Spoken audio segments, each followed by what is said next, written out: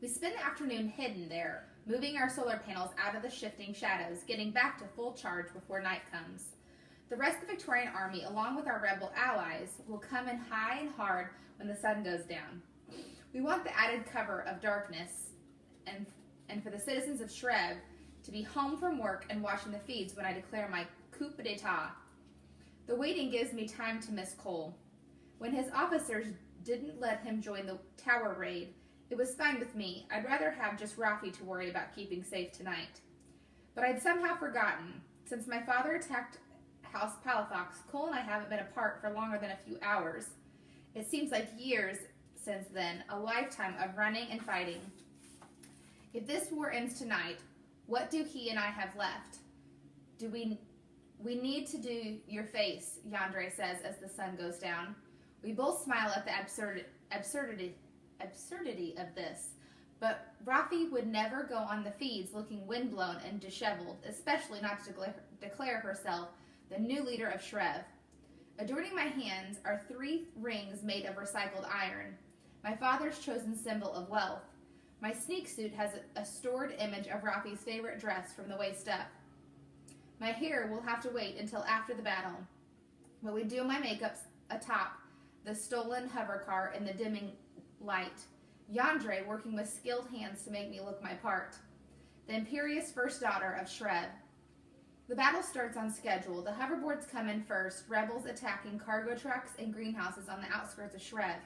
Like any one of a dozen nuisance raids, they've mounted these last few weeks. But this time, when my father's light, nimble hover cars respond, the rebels don't scatter and retreat. They open up with Victorian plasma guns, sending a dozen burned wrecks to the ground. A low growl comes from Boss X as we watch the fight. His fur is twitching, his hands flexing with a wolfish need to join. Soon, I say. Slowly, like a giant waking up, the Shreve military responds. 2 squadrons of heavy attack craft rise over the city. Their massive searchlights wink on, and a blue-tinged daylight spills across the valley. But instead of venturing out to take on the rebels, they open fire from a distance, safe from the plasma guns.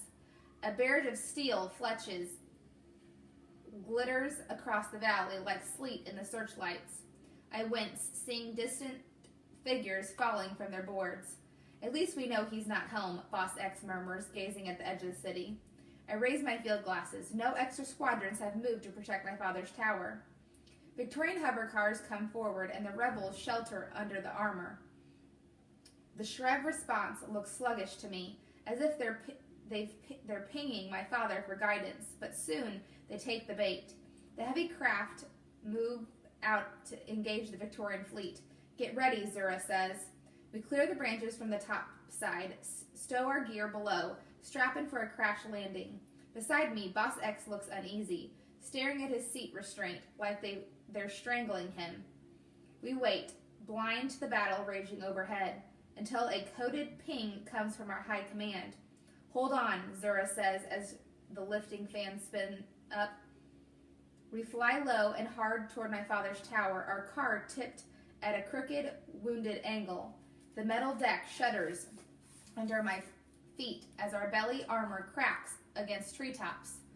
We slew randomly from side to side. Do we have to fly this badly? Dr. Levia asks Zura. Afraid so, she says, her hands tight on the flight stick. The smoke pots malfunction. We don't look like we're on fire. Boss X gives me a sidelong look. He points at his belt, studded with a selection of grenades and a spare pair of crash bracelets. Topside? I'm already unstrapping myself from the seat. I take the offered crash bracelets and slam them on my wrists. A smoke grenade goes into my pocket.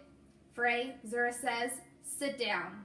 I ignore her. Boss X is already climbing the ladder to the top side hatch. I'm ordering you to sit down and strap in, she says. I'm not in your army. Dr. Levia speaks up. If you get yourself killed, Frey, this has all been pointless. Same if we get shot down. We have to look like the real thing, or my father's house defenses will. Boss X opens the hatch above us, and a screaming wind whips my words away. I grab of the ladder and pull myself up into the booming, floodlit night. I am steadfast.